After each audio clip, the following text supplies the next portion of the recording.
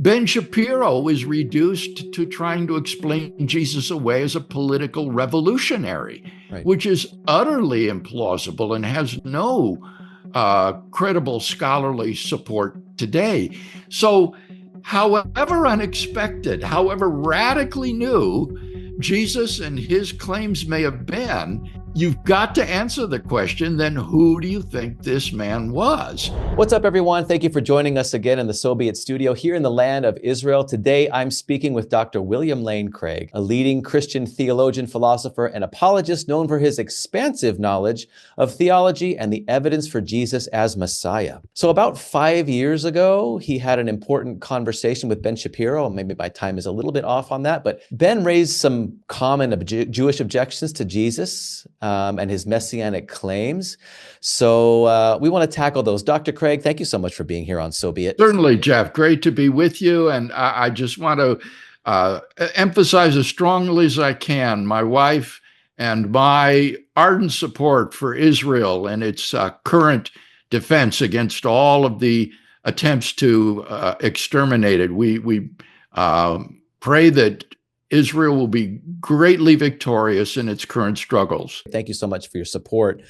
It means a lot. But in this interview, we're going to explore the challenges that Ben Shapiro made on that show and why Jesus truly is the Messiah, not just a political leader, but the divine Son of God revealed in Scripture. So our goal is to examine the biblical and historical evidence together and understand why Jesus' identity fulfills the promises made throughout the Jewish Scriptures. So with that said, Dr. Craig, let's dive into this discussion. In your interview with Ben Shapiro, whom I love, I think he's a great moral and intellectual influence in today's society. You get into around a 12-minute discussion with him about Jesus as Messiah, and I found his responses to the messianic claims a bit lacking, which is why I wanted to address them one by one here. And it was great because when I saw you on there, I said, oh, Ben's going to get it now. I'm wondering how he's going to respond to these. So I'm going to roll the first objection, which is prove Jesus was who he said he is in the Gospels.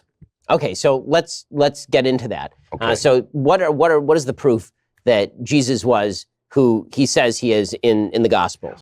So what is the proof that Jesus says who he says he is in the Gospels, Dr. Craig? What I argued was that Jesus' understanding of the Messiah was radically different from the prevailing expectations of a political ruler and earthly king.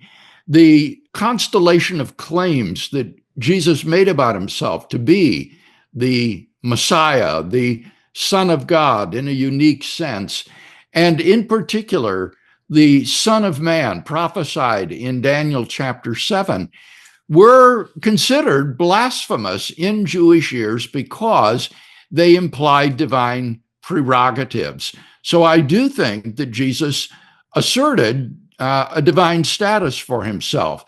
And the proof of these claims is his resurrection from the dead. God's raising Jesus from the dead is decisive, public, vindication by the God of Israel, allegedly blasphemed by Jesus, that his claims were in fact true and that therefore he was who he claimed to be. You mentioned Daniel 7, verses 13 through 14. When we look at that passage, the Son of Man comes with the clouds of heaven, receiving eternal dominion, glory, and kingdom. And that's imagery reserved for God alone in Jewish thought. And I wanted to make another point here in Psalm 104, verse 3, which makes that connection even clearer. He says about God that he lays the beams of his chambers on the water. He makes the clouds his chariot. He rides on the wings of the wind. And in biblical tradition, riding on the clouds is a divine prerogative. When Jesus stands before the high priest and says, you will see the Son of Man seated at the right hand of power, which you mentioned in the interview with Ben, and coming with the clouds of heaven, it's no surprise that the high priests tore their garments and accused him of blasphemy. So we also see this divine messianic concept hinted at elsewhere in Isaiah 9:6, which calls the Messiah child El Gibor, which is mighty God, and Aviad, which is everlasting Father. We have Micah 5:2, which speaks of a ruler from Bethlehem, whose goings forth are from eternity, and which in Hebrew, it says eternity. And even Rashi, one of the most studied Jewish commentators, a medieval rabbi, identifies this as messianic prophecy. And yet, as Ben's comment reflects, many see this idea of a divine Messiah as foreign to Judaism. So my question for you is, would you say that these passages from the Hebrew Bible, Daniel 7, Psalm 104, Isaiah 9, Micah 5, suggest that a divine Messiah was a possible or even expected category in Second Temple Jewish thought, or did Jesus introduce something entirely new to the Jewish messianic imagination? The passages you cited do give grounds for seeing the Messiah and the promised one to Israel to having a divine status. And I think that's particularly clear with respect to the Son of Man. I think that's the most dramatic divine title claimed by Jesus of Nazareth. Yeah. And in that trial scene in Mark that you cited, many New Testament scholars think that when Jesus said, "You will see the Son of Man seated at the right hand of the power and coming on the clouds of heaven," that the word there for the power is a euphemism for the divine name, and that what Jesus actually did was to pronounce the divine name, which would be blasphemous in Jewish ears.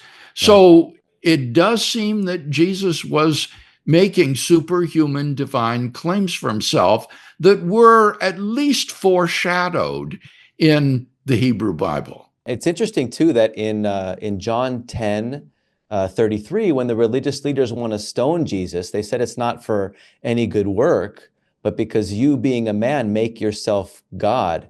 And that reaction implies that they understood his claims as far more than political or prophetic. My next question for you, Dr. Craig, is how do you read this scene in John 10 in light of the charge of blasphemy at his trial? Do you see it as a consistent pattern in the way Jesus' self-understanding provoked those around him, not merely for claiming messiahship, but for implying equality with God? That does seem to be a consistent emphasis in the Gospels. You have that example in John 10 and Jesus' statement, "Before Abraham was, I am." And then you have in Mark chapter 2, where the Pharisees say, "This man is blaspheming. Who can forgive sins but God alone?" Right. And Jesus says that you may know that the Son of Man has the authority on earth to forgive sins. He then heals the paralytic man. So over and over again in the Gospels, you see Jesus arrogating to himself divine prerogatives that no human being could claim without blasphemy. So let's roll Ben's second objection, which is the resurrection is not proof of divinity. From the Jewish perspective, this narrative has some holes in sort of Jewish philosophy. The narrative begins with the idea that Jesus appears in front of the Sanhedrin and then claims to be the Messiah. Well, there's nothing actual criminally in any of the tractates that say that if you declare yourself the Messiah, this is actually a punishable offense. Even that there are many Jews, including Bar Kokhba, who have declared themselves messianic figures. Absolutely. The real gap here is that in the Gospels, Jesus' vision of himself as the Messiah is completely different from the prior vision of what the Jewish Messiah is, and is actually outside the scope of how Jews describe the Messiah, or really have ever described the Messiah. The Messiah in Judaism has always been a political figure who is destined to do certain things, restoring the kingdom of Israel, maintaining control of that kingdom, bringing more Jews back to Israel. All of these things are considered sort of political things that the Messiah does. But the idea of the Messiah as embodiment of God is something that's foreign to Jewish religious philosophy going all the way back to the beginning. So even the idea that the Sanhedrin would be questioning him in those terms and would get from that what he means is, I am God, which would be a much more punishable offense, presumably that would be actual blasphemy. it's an oddity. It was clear though when the chief priest tore his robes. I mean, Yes. if someone was just claiming to be Messiah, that's not, and as Ben said in the episode, that's not a punishable claim. Well, I think that the Bar Kokhba example serves to reinforce the point that I was trying to make. People rejected Bar Kokhba's messianic claims when he failed to live up to their expectations, in the same way that Jesus was rejected when he failed to live up to their political and earthly expectations. The difference between the two was Jesus' resurrection from the dead. It was Christ being raised from the dead that vindicated those allegedly blasphemous claims for which he was crucified. And that sets him apart from these other failed messianic claimants who were a dime a dozen during the first century before Christ and after Christ. Even some later Jewish mystical literature like the Zohar even refers to the Messiah as possessing a concealed divine nature, which hints at a Messiah carrying divine qualities, though concealed. So, these later mystical Jewish traditions reflect an undercurrent of ancient expectations that perhaps hadn't disappeared entirely and might help inform Jewish Christian conversations about the identity of Messiah today. So yes, it's possible. Those rabbinic sources may come too late to be of much help in understanding Second Temple Judaism in the context in which Jesus taught and ministered. That would be my concern about appealing to those for an understanding of the historical Jesus, at least. Absolutely. And that's a great point that you make. And so the point I make by bringing these up is that it's not inconsistent with Jewish thought, Second Temple period and forward, regarding the messiahship of someone that would come and not just rule politically, but also be the spiritual Messiah, the one that would reconcile us to God, that Jesus would portray. I'm not actually agreeing with the rabbinic commentary, but to bring those up, it actually shows that it was within the Jewish mindset that Ben was rejecting. So let me roll the next one. So when it comes to the resurrection, why is resurrection proof of divinity? So Lazarus is resurrected. All right, so that's a shorty. So why is resurrection proof of divinity? Lazarus was resurrected. You had a great response to this. Yeah, it seems to me that the question here concerns why should Jesus be regarded as divine rather than Lazarus, since both of them rose from the dead? Why take those messianic passages in the Hebrew Bible to apply to Jesus rather than to Lazarus? Well, it seems to me that the answer is clearly to be found in the religio-historical context in which Jesus' resurrection occurred, namely his own unparalleled life and personal claims. Lazarus had made no such claims. Indeed, Lazarus was raised through Jesus' power and authority. And therefore, Jesus' resurrection from the dead sets him apart as God's special messenger and divine revelation.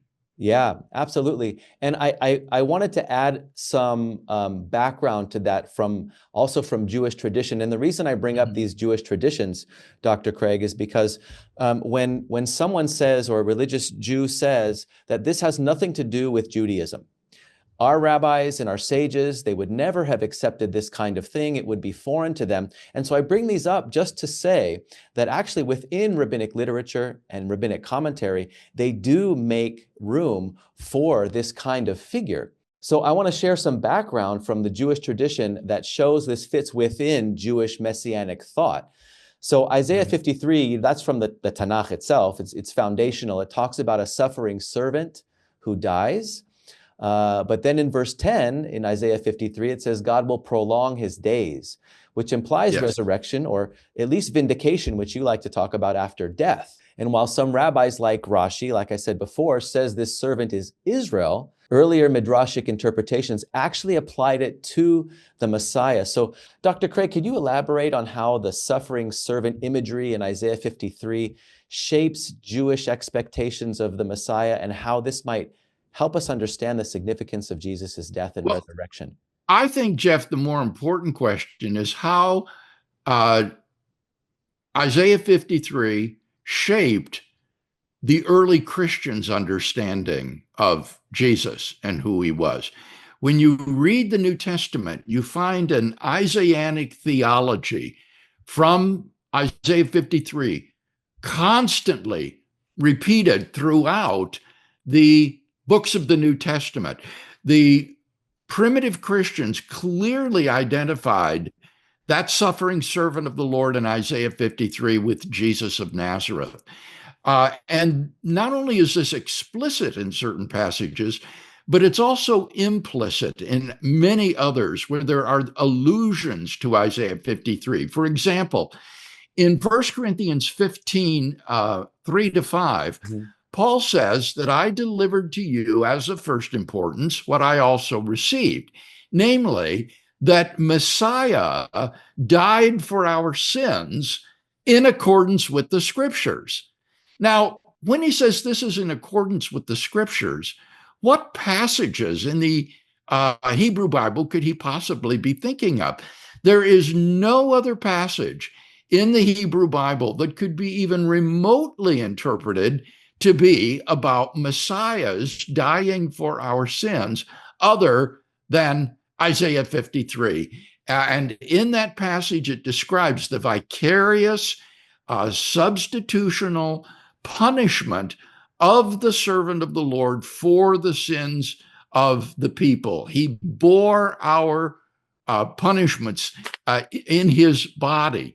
And as you say, the resurrection is intimated in that passage in saying that God will prolong his days. He will see his progeny. And so, while not clearly predicted, I think that the resurrection can certainly, in retrospect, be read as intimated in that passage. And I think that the early Christians did so read Isaiah 53. You know, Ben made a point to say that the Messiah is really only a political figure.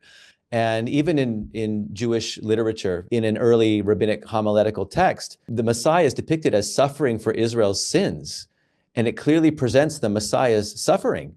Even more directly, in the Talmud, it talks about the Messiah, son of Joseph, which is another figure. I like to say when I'm talking to people on the streets that even religious Judaism has room for two Messiahs, because they have to fit those contrasting accounts of the Messiah that will suffer and die, and then the other one that will rule and reign. And so in the Talmud, it talks about the Messiah, son of Joseph, who suffers and dies before the final redemption. And the concept of his resurrection is found later also in Jewish mystical literature, such as the Zohar. So this shows that within Jewish midrashim and mystical writings, there is room for a suffering, even dying Messiah who will rise again, which is another motif consistent with messianic hope. So yeah, that's very interesting. The biggest comments that I get on the streets, and maybe you've experienced as well from religious Jews, is that these concepts are so unrelated to Judaism today, and it's always been that way from the beginning, which is one of the claims that Ben made. And I just like to give light to the fact that it hasn't always been that way, and that Second Temple Judaism is very different than the Judaism that we see today. My take on this is that there really isn't any problem in Jesus having a radically different idea of the Messiah than what the prevailing expectation was. Yeah. If one can show in these later rabbinical writings that there's room within Judaism for such a conception, well and good. That's all for the better.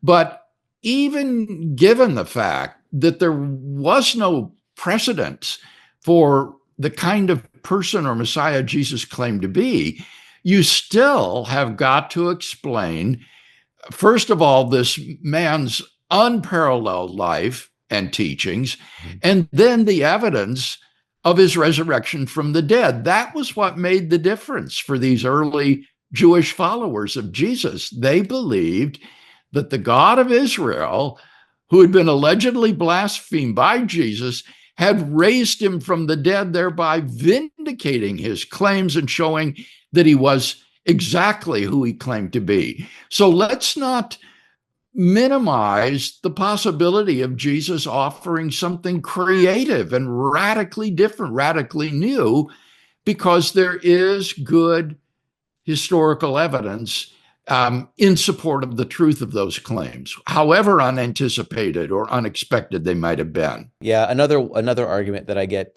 regularly is that, well, the Jews rejected Jesus, and I often say, well, then I guess you can't believe in Jeremiah or Isaiah, or all the prophets were rejected as well, because they would challenge the status and the current mindset of the local and cultural time period. Yeah, what we've got to do is always come back to the question, then who was Jesus? Who was this man that has been the most famous Jewish person in history? Ben Shapiro is reduced to trying to explain Jesus away as a political revolutionary, which is utterly implausible and has no credible scholarly support today. So however unexpected, however radically new Jesus and his claims may have been, you've got to answer the question, then who do you think this man was? And I think in light of the facts of the empty tomb, the postmortem appearances of Jesus, and the transformation in these earliest Jewish disciples, the best explanation is that he was who he claimed to be, and that God has done something remarkably new and world-changing in the person of Jesus of Nazareth. Yeah, well, it definitely was world-changing, and his disciples were willing to die based on what they had seen take place in the resurrection of Jesus. So I want to go on to the next objection, which I think is going to be the most fun and easiest one to refute, actually, which was the time gap between the events and the recorded testimony of Jesus. So let me roll that. So one of the counterclaims to some of this is that the Gospels are written significantly after Jesus lives.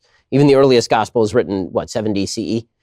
Somewhere 40 years after Jesus is crucified. So what's to say, that like most historical events, there is some play in the joints here. So that this would be the historical argument against the exact veracity of the gospel revelations. So I love this clip because when I heard it for the first time, I thought to myself, something's really off here. But I want first, and I'll bring it up in a bit, but I want to hear first what you have to say regarding that time gap and the reliability of the Gospels as historical documents compared to other ancient texts. Yes, even considering a time gap of 40 years between the crucifixion of Jesus and the date of the earliest gospel that Ben gives at AD 70, that would be a remarkably short time compared to the time gap that normally exists in ancient history between events and the first records of those events. For example, the earliest biographies that we have of Alexander the Great were written by Arrian and Plutarch 400 years after Alexander's death. And yet classical historians regard these as largely accurate accounts of the life of Alexander. This gap of 40 years that Ben talks about is incredibly narrow, because the living eyewitnesses were still about at that time. The apostles were still alive, who were the trustees of the Jesus tradition for handing it on. But the situation is actually much more significant than that, because what Ben doesn't recognize or take account of is that the Gospels and the letters of Paul are based upon traditions that go back even earlier to within a few years after the events themselves. And the example I gave in the clip was 1 Corinthians 15, 3-7, where Paul cites a tradition summarizing the death and burial and resurrection and appearances of Jesus that goes back to within probably the first 5 years after the crucifixion. And therefore, it simply becomes idle to speak of legends in a case like that. You are dealing with oral history. Absolutely. That's an amazing point that you just made, because, you know, the early dating of Paul's letters is really important. But from a Jewish perspective, we have strong parallels for trusting oral traditions. I mean, we're like an oral tradition religion and faith over long periods. I mean, if you take the oral Torah, for example, I mean, Ben himself relies on it. It was only written down in the Mishnah around 200 AD, and the Talmud, which is a key Jewish text of law and tradition, made up of the Mishnah and its commentary, that was codified and written down between 500 and 600 AD, and that's over 1600 to 1900 years after it was given to Moses. So, yet despite this massive, huge gap, Jewish tradition regards the oral Torah as authoritative and reliable. So how does this Jewish example of preserving oral tradition for centuries influence how we view the reliability of early Christian documents like the Gospels? Your point is not simply an ad hominem argument against Ben Shapiro, that he's inconsistent in accepting oral Torah but rejecting the Gospels. Rather, your point is an even more important one, and that is that it is relevant to the historicity of the Gospels to consider the care with which Jewish people treated sacred tradition. Right. And you are absolutely right in saying that the skills to memorize great lengths of oral tradition and pass them on, word perfect, was highly prized. It was developed in the synagogue and in the elementary schools.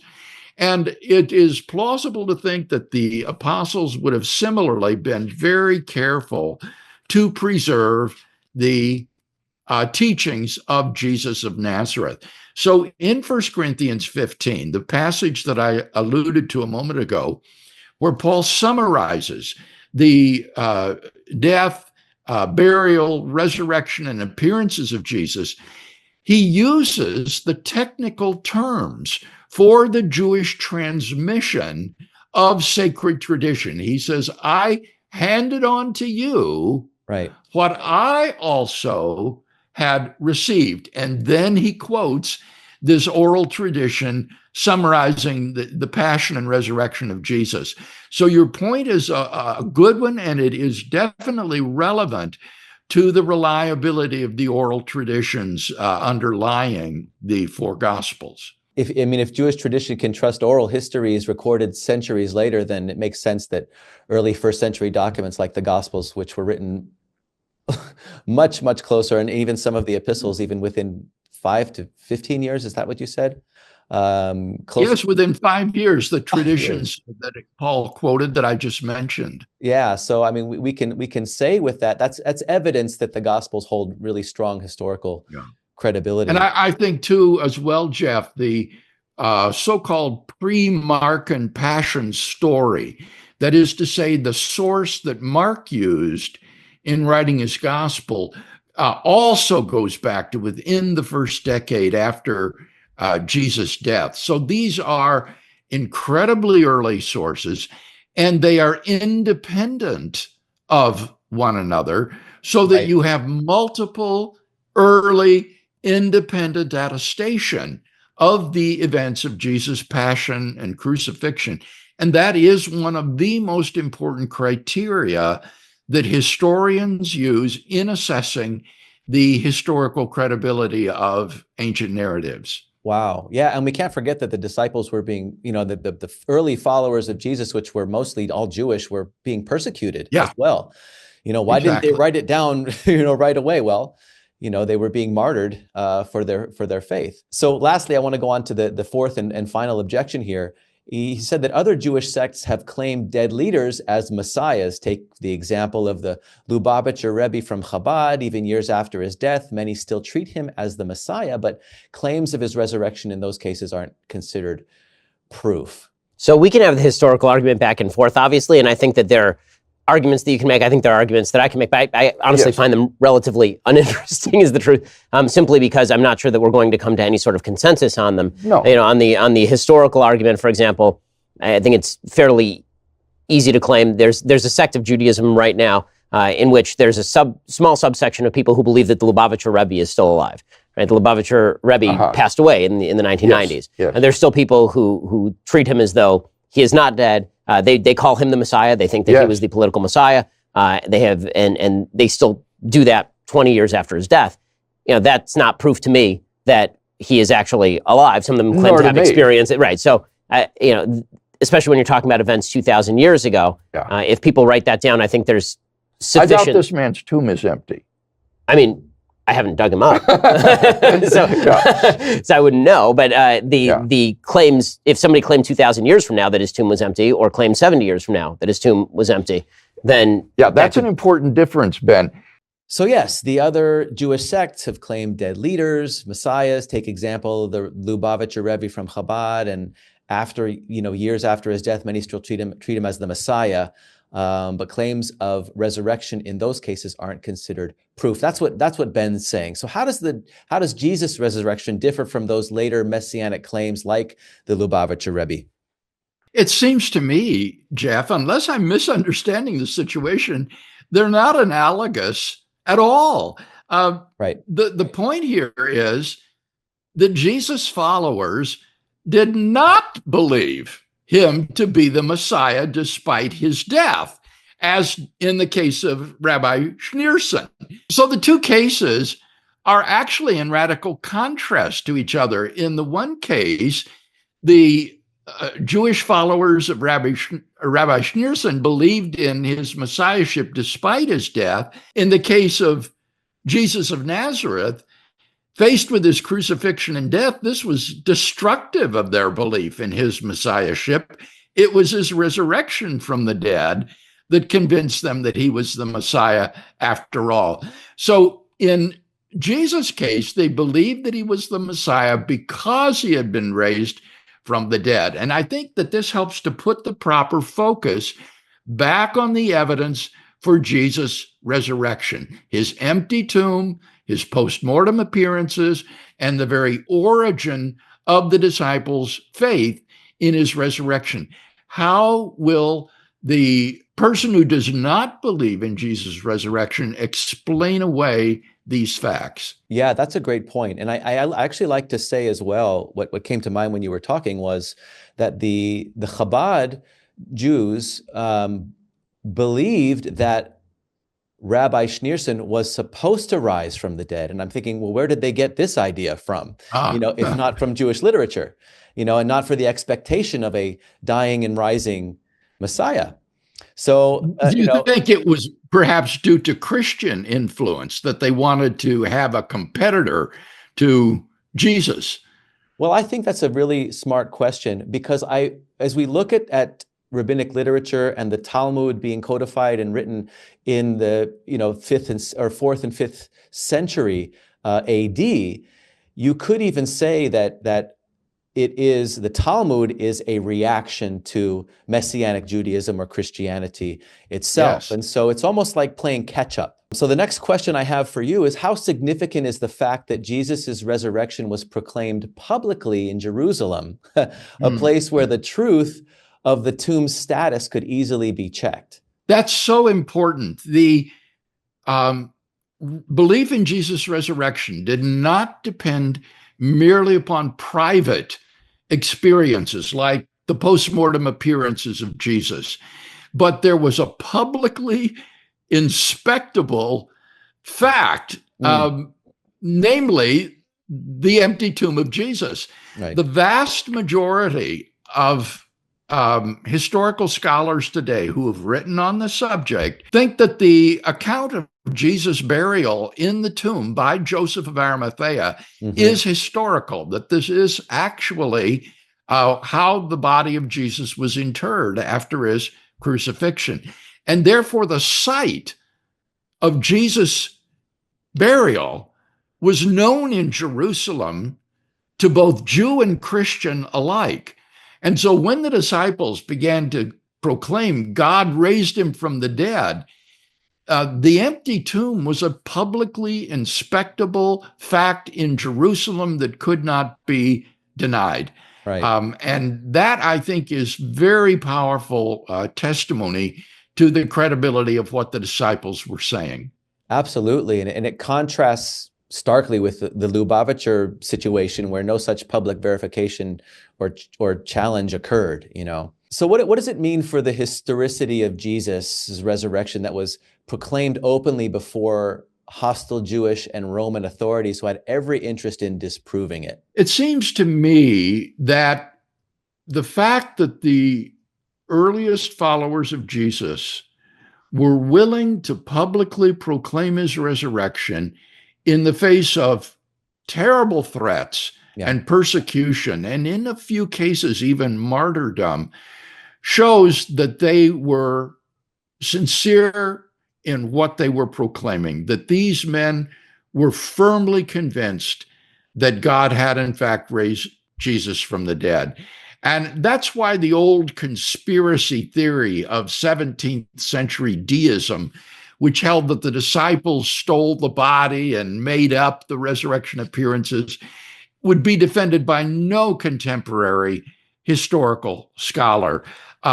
It is evident from their willingness to stand in the face of danger and to proclaim unflinchingly the truth of Jesus' resurrection, shows that these early disciples sincerely believed in the truth of what they proclaimed. And so the question will be then is, how could they come to such a belief? What in the world would have led these Jewish followers of a failed Messiah to believe that, contrary to Jewish expectations and beliefs, he was risen from the dead? And that is a hole in the middle of first century history that any historian who wants to account for the origin of the Christian movement has got to plug up. For real. And your arguments are so compelling, which blew my mind when Ben wrapped it up by saying he found your arguments rather uninteresting. I don't know if you remember that part. You know, he says, well, I kind of find these arguments kind of, you know, we can go back and forth, and I kind of find it uninteresting. And I mean, look. I must say, I was rather taken aback. I could tell by the whole episode, because when I came on the program, my impression was the idea that we would talk about matters about which we agreed as a Jew and a Christian, and not get into these controversial matters. And then he sprang on me these questions. And as I think, as you say, Jeff, at the end of the day, he beat a rather hasty retreat. Yeah, I mean, you looked unbelievably prepared, because when I watched through that clip, I thought, well, it seems like you were prepared for those specific questions, but apparently it was a sneak attack. But you know, he's sharp. You know, he's quick-witted, and he tackles a lot of big topics head on. But honestly, I felt it was a bit of a dodge. We're not talking about some, you know, light surface level stuff here that's, you know, just dismissible. But you know, these are ancient Jewish messianic expectations, rabbinic commentaries, historical claims, and these have been wrestled with for centuries, and there are arguments from within Judaism about these things. I mean, yeah, that's right. There's nothing more Jewish than believing in Jesus. Jesus of Nazareth was the most famous Jew in history. All of his disciples were Jewish. You couldn't do anything more Jewish than to be a follower of Jesus. And so I hope that your listeners will be open-minded about this and ask themselves whether or not the God of Israel has done something here marvelous and unexpected, and what a tragedy it would be to miss it. Yeah. Yeah, what a great point. I mean, one of the things that people say when Jewish people come to faith in Jesus, and this is what I said as well when he freed me from decades of spiritual torment and depression and suicidal thoughts, and I was freed in one day. I mean, my hands went up and I said, I'm free, and I knew that, and immediately I said, there is nothing more Jewish than believing in the Jewish Messiah, Jesus of Nazareth, and I would have never said that prior, never said that. Wow. But by conviction of the Holy Spirit. And so that was just an incredible thing, which basically led me to what I'm doing today. So I just want to thank you so much, Dr. Craig, for this insightful conversation. It's refreshing to go beyond quick sound bites, like those from Ben, who often make surface level claims against Jesus as Messiah. And from a messianic Jewish perspective, Jesus' resurrection fits perfectly within the Jewish hope of a suffering Messiah who's ultimately vindicated. His first followers were devout Jews willing to die for their faith because they saw this fulfillment firsthand. Jewish texts like Isaiah and the Midrash, the Talmud, and the mystical Zohar, they allow for a Messiah who suffers and rises again, just as Jesus did. And the New Testament, written by Jewish authors for Jewish audiences, shows how Jesus fulfilled these ancient promises, making the message deeply rooted in Jewish traditions. Yeah. So to explore more, check out Dr. William Lane Craig's work at reasonablefaith.org and his popular books like Reasonable Faith, On Guard, and The Sun Rises. Dr. Craig, thank you so much for being here with us today. It's been great to have this conversation with you, Jeff, and may God bless your work and God bless Israel. Thank you so much, Dr. Craig, and thank you all for watching. So be it. I'm Jeff Morgan. Shalom, and see you next time.